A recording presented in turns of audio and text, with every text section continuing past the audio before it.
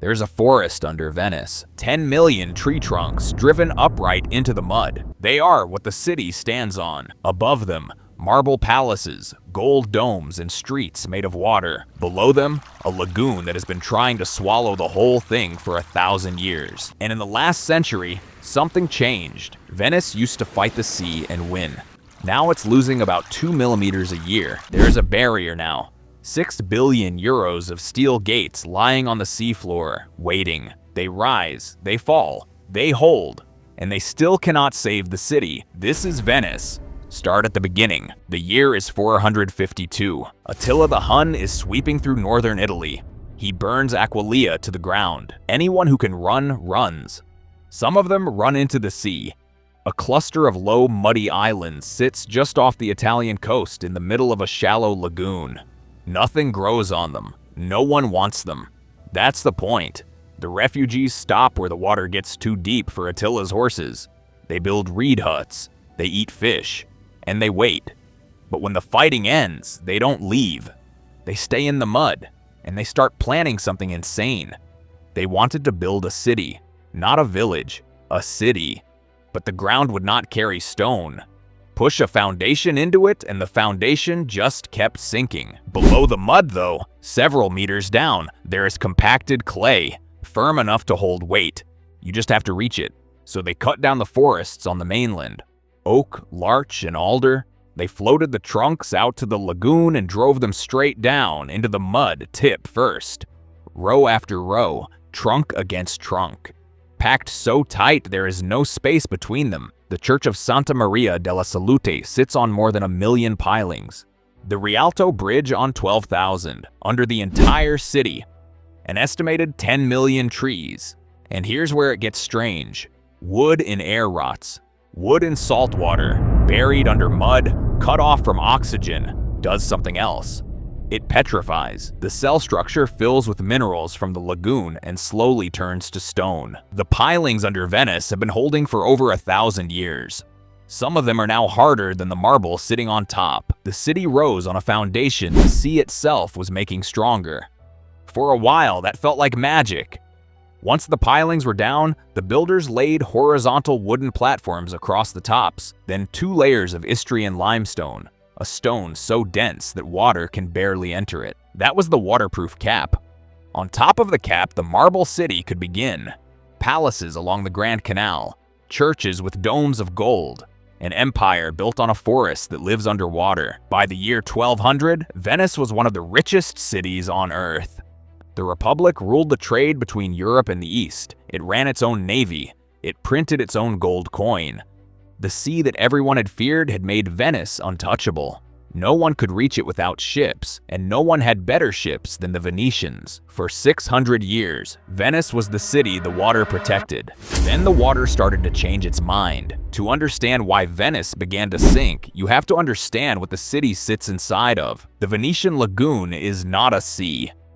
It is a shallow, semi-enclosed pond connected to the Adriatic through 3 narrow mouths. The tide comes in through those mouths, sits in the lagoon, and goes back out. For 1,000 years, that tidal rhythm was gentle. The lagoon breathed in and out with the moon. Then humans started rebalancing it.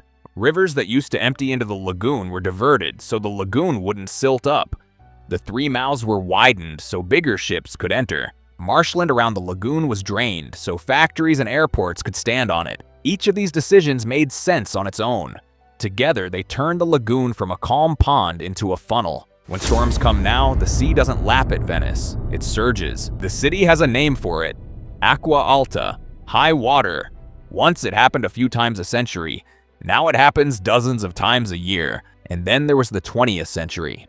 In the 1930s, factories on the Venetian mainland started pumping groundwater, huge volumes of it, for industry.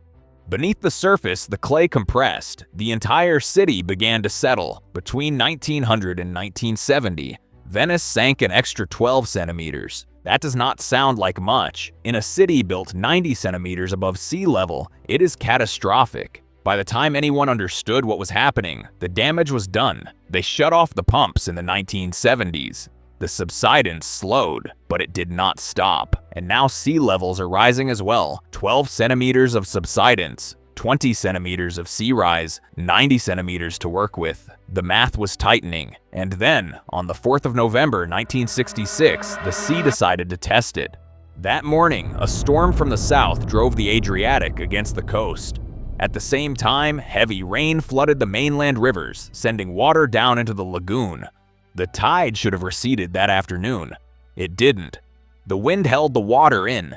By evening, Venice was nearly 2 meters underwater. Piazza San Marco, the lowest point in the city, sat under 1 meter of black water for over 20 hours. No one had ever seen it like this, not in 1,000 years. Warehouses of art and books, sitting in ground floors that had always been safe, were destroyed overnight. Bookshops floated their entire stock down the alleys. Nobody died, but the city almost did. And it made one thing clear: Venice could not defend itself against the sea again with sandbags. It needed a wall it could raise on command, and close only when the sea was actually coming, because a wall you cannot open kills the lagoon.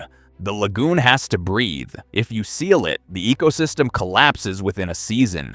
So the engineers had to build something no one had ever built before. A wall that was there and wasn't there. Invisible when the sea was calm. Impregnable when it wasn't. They called it MOSE, Modulo Sperimentale Elettromeccanico, Experimental Electromechanical Module. 78 steel gates, each one 20 meters wide and 28 meters tall. Normally they lie flat on the floor of the lagoon mouth, invisible, full of water. When a storm is coming, air is pumped into each gate through pipes on its edge. The water inside is forced out. The gate becomes lighter than the sea around it, and it rises, not all at once, one after the other, along the mouth until they form a wall. Once the storm passes, water is pumped back in, the gates flood, and they sink back onto the floor. The lagoon breathes. The sea can't get in. That was the plan. Building it took 17 years. The 3 mouths of the lagoon are natural channels. The sea rushes through them with real force. To sit gates on the floor, the engineers first had to build the floor.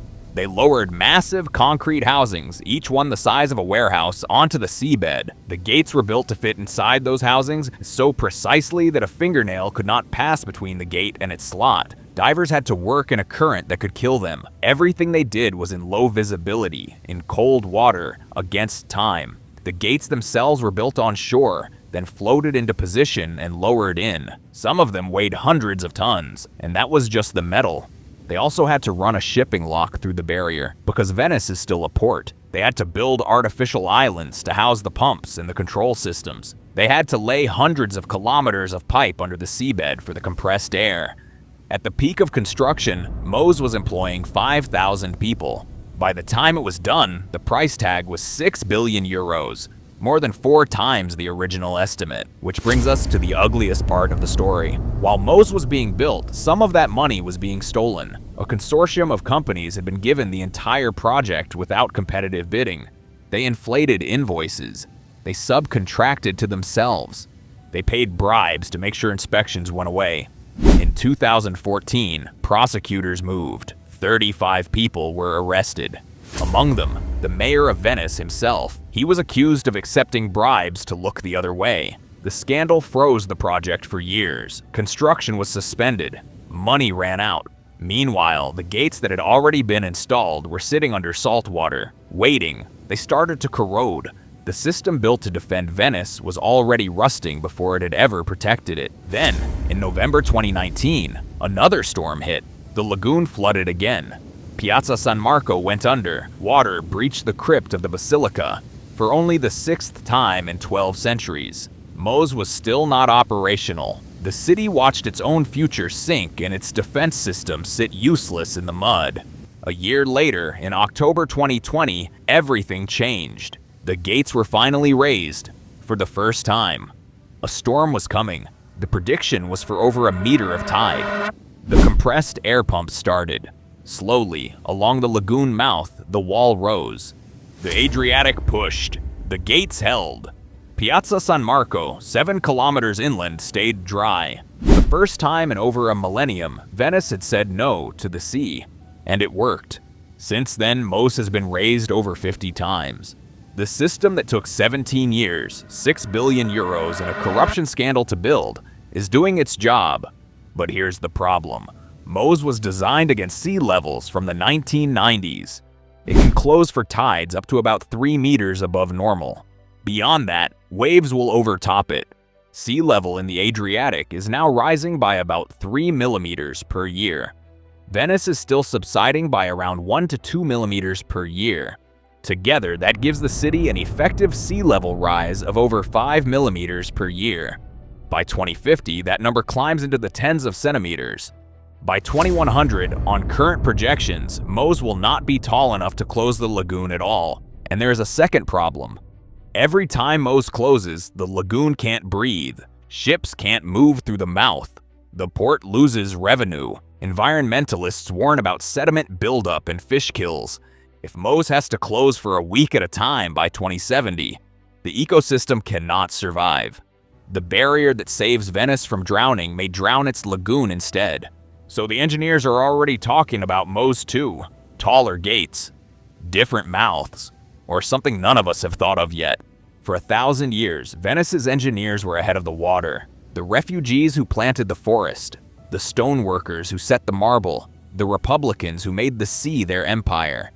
For the first time, they are behind. Every year the water rises a little. Every year the ground sinks a little. Every year the number of times MOSE has to close goes up. And every year, the marble city that stands on 10 million petrified trees, the impossible city, grows a millimeter closer to being underwater. Nobody knows the day Venice loses. Only that the ledger is now moving against it. If this is the kind of engineering story you want more of, subscribe. The next impossible build is already in production.